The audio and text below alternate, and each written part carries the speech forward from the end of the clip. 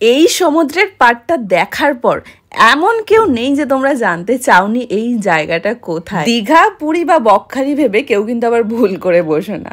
কাজের বাইরে দুটো সুন্দর দিন উপভোগ করার জন্য চলে গেছিলাম মন্দারমণিতে।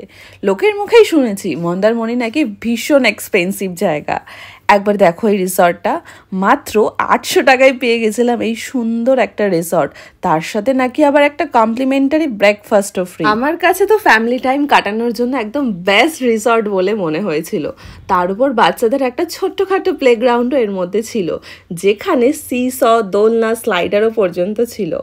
আর তারপর এই জায়গাটা দেখো, এটাও কিন্তু পুরো রিসর্টের মধ্যেই, আলাদা করে হেঁটে আর সমুদ্র দেখতে যেতে হচ্ছে না। এখানে বসে গল্প করতে করতে এক কাপ চায়ের সাথে কিন্তু এই সুন্দর একটা মনোরম পরিবেশ উপভোগ করতে পারো।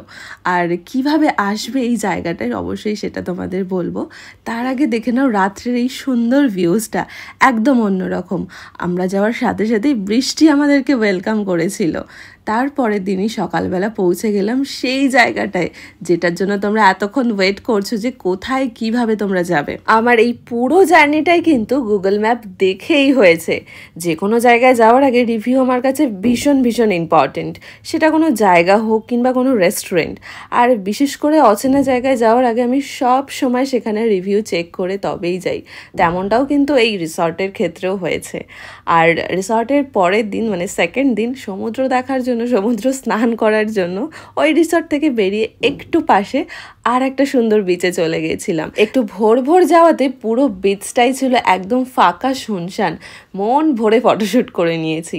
এবার চলো তোমাদেরকে বলি যে তোমরা কিভাবে এই লোকেশনটায় আসবে। যদি তোমরা ট্রেনে করে আসতে চাও তাহলে তোমাদের হাওড়া থেকে প্রত্যেক দিন সকালে একটি তাম্রলিপ্ত এক্সপ্রেস আসে দীঘা আসার জন্য। দীঘা না নেমে তোমাদেরকে নামতে হবে কোনটাই অথবা কাঁথিতে। আর যদি বাসে করে আসতে চাও তাহলেও সেম, তোমাদেরকে কাঁথিতেই নামতে হবে। কাঁথি থেকে প্রচুর টোটো থাকে, সেখানে প্রতি পার্সন মানে প্রতিজন হিসাবে 30 টাকা করে ভাড়া দিয়ে তোমরা আসতে পারো এই বগুড়ান জলপাই জায়গাটিতে। এটা এমন একটা সমুদ্রের পাড় ছিল যেটা না গেলে হয়তো আমার পুরো জার্নিটা সত্যি সত্যি ইনকমপ্লিট থেকে যেত, আর তোমাদের এমন সুন্দর একটা জায়গার সন্ধান দিতেও আমি পারতাম না। যদিও আমি একদমই অফ সিজনে গেছিলাম, তাই ভিড়টা একটু কম ছিল, কিন্তু সিজনে গেলে হয়তো তোমরা এটা নাও দেখতে পারো। তাই বলবো বেস্ট টাইম কিন্তু অফ সিজনেই। যদি অনেক সময় উইকেন্ডে ছুটি পাও, একবার একদিনের জন্য হলেও ঘুরে এসো এই জায়গাটিতে। কথা দিচ্ছি মন একদম ভালো হয়ে যাবে এগুলো দেখে, আর নিজের বয়সটাও আমার মতন ভুলে যাবে। দেখো কাঁকড়া দেখে তো আমি মোটামুটি দৌড়াদৌড়ি শুরু করেছি, আর এত কাঁকড়া দেখে সত্যি দৌড়াদৌড়ি না করে উপায় নেই। মনে হচ্ছিল যেন এই একটা যদি ধরতে পারতাম। ধরা তো দূরের কথা, মাত্র 100 মিটার কাছাকাছি গেলেও ওরা বুঝে যায় যে ওদের কাছে কেউ আসছে, আর সাথে সাথে গর্তের মধ্যে একদম ঢুকে যায়। আর এই যে পুরো কাঁকড়ার বীজটা দেখছো, এগুলো কিন্তু একবারে একটা ফ্রেমের মধ্যে আনাটা সম্ভব হয়নি। আমি ওখানে কম করে 10 মিনিট বসেছিলাম। হ্যাঁ, 10 মিনিটই যথেষ্ট। 10 মিনিট বসার পর এই সুন্দর একটা দৃশ্য আমার ফোনের ক্যামেরা বন্দি করতে পেরেছি, আর যেটা তোমাদের সবার এত পছন্দ হয়েছে। কাঁকড়া ধরার ইচ্ছে আমি কোনোভাবেই বিফলে যেতে দিইনি। অনেক দৌড়াদৌড়ি ঝাপাঝাপির পর ফাইনালি একটা কাঁকড়া আমি ধরতে পেরেছি, এই যে। কিন্তু পরক্ষণেই সেটাকে আবার সবার মধ্যে রিলিজ করে দিয়েছিলাম।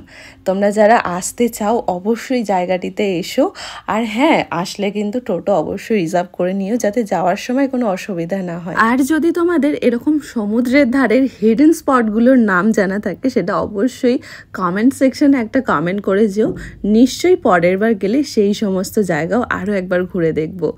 আর এখানেই ছিল আমার আজকের ভিডিওটি। পুরো ভিডিওটা কেমন লাগলো, কতটা ইনফরমেটিভ হলো তোমাদের জন্য, সেটা অবশ্যই জানিও। আর গেলে কিন্তু আমাকে একটা ছোট্ট ট্যাগ করে যেতে হবে যে তোমার ভিডিও দেখে এখানে গেছিলাম। আমি ভীষণ খুশি হব সেটার জন্য। Thank you so much. আমার পুরো মন্দারমণি জার্নিটা ভীষণ ভালো কেটেছে, তোমরাও খুব ভালো থেকো। চলো টাটা সবাইকে।